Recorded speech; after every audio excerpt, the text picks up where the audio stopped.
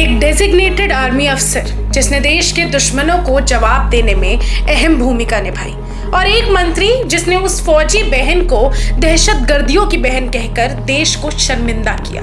सवाल अब ये है, क्या ये सिर्फ जुबान का फिसलना था या एक सोची समझी नफरत भरी सोच? क्या बीजेपी इस मंत्री को बचाए रखेगी? क्या सुप्रीम कोर्ट की फटकार के बाद भी मंत्री पद बना रहेगा? और आखिर कौन है कर्नल सूफिया कुरैशी जिन पर यह शर्मनाक टिप्पणी की गई? मध्य प्रदेश के ट्राइबल अफेयर मंत्री विजय शाह एक बार फिर विवादों में हैं। एक पब्लिक इवेंट में उन्होंने एक ऐसा बयान दे दिया जिसने देश के फौज, देश की बेटियां और पूरे समाज को झकझोर दिया, शर्मिंदा कर दिया। उन्होंने आर्मी की महिला अफसर कर्नल सूफिया कुरैशी को दहशतगर्दियों की बहन बता दिया। जिन्होंने हमारी बेटियों के सिंदूर उजाड़े थे, वही कटे पिटे लोगों को हमने उन्हीं की बहन भेज करके उनकी ऐसी की तीसरी करवाई। मोदी जी के लिए जोरदार ताली। वो भी तब जब कर्नल कुरैशी ऑपरेशन सिंदूर की ब्रीफिंग देने वाली 2 अफसरों में शामिल थी। ये बयान सिर्फ महिलाओं का नहीं बल्कि देश की सेना का भी अपमान था। वो सेना जो दिन रात देश की रक्षा करती है, वो कर्नल जिन्होंने दहशतगर्दियों के खिलाफ जवाबी कार्रवाई में फौज की अगुवाई की। ये पूरा मामला हाई कोर्ट से होते हुए सुप्रीम कोर्ट तक पहुंचा।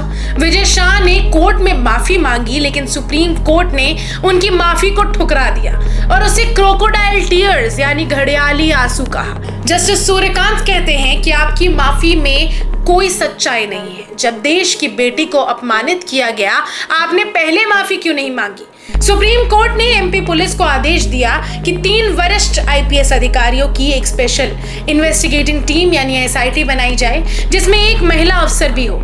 ये टीम 28 मई तक अपनी रिपोर्ट सुप्रीम कोर्ट को जमा करेगी। तो अब सबसे बड़ा सवाल ये उठता है कि क्या विजय शाह को हटाया जाएगा? कांग्रेस तो खुलकर इस्तीफा मांग रही है। एमपी कांग्रेस अध्यक्ष जीतू पटवारी ने कहा कि क्या बीजेपी सिर्फ कोर्ट के कहने पर ही अपने बदजुबान नेता को हटाएगी? भूपेंद्र गुप्ता ने भी सवाल किया कि देवी अहिल्या की जयंती पर क्या महिला अपमान करने वाले मंत्री को कैबिनेट में जगह मिलनी चाहिए? बीजेपी के सहयोगी और केंद्रीय मंत्री चिराग पासवान ने भी नाराजगी जताई और कहा कि अगर विजय शाह मेरी पार्टी में होते तो मैं उन्हें जिंदगी भर के लिए निकाल देता।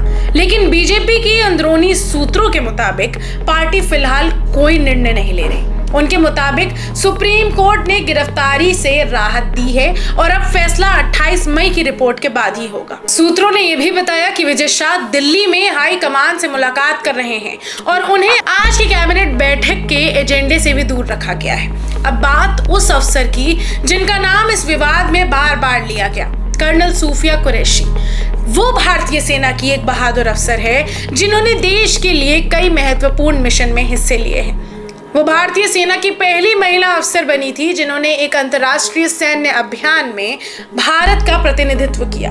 हाल ही में ऑपरेशन सिंदूर की प्रेस ब्रीफिंग में उन्होंने दुश्मन को जवाब देने वाली भारतीय सेना की रणनीति को दुनिया के सामने रखा था।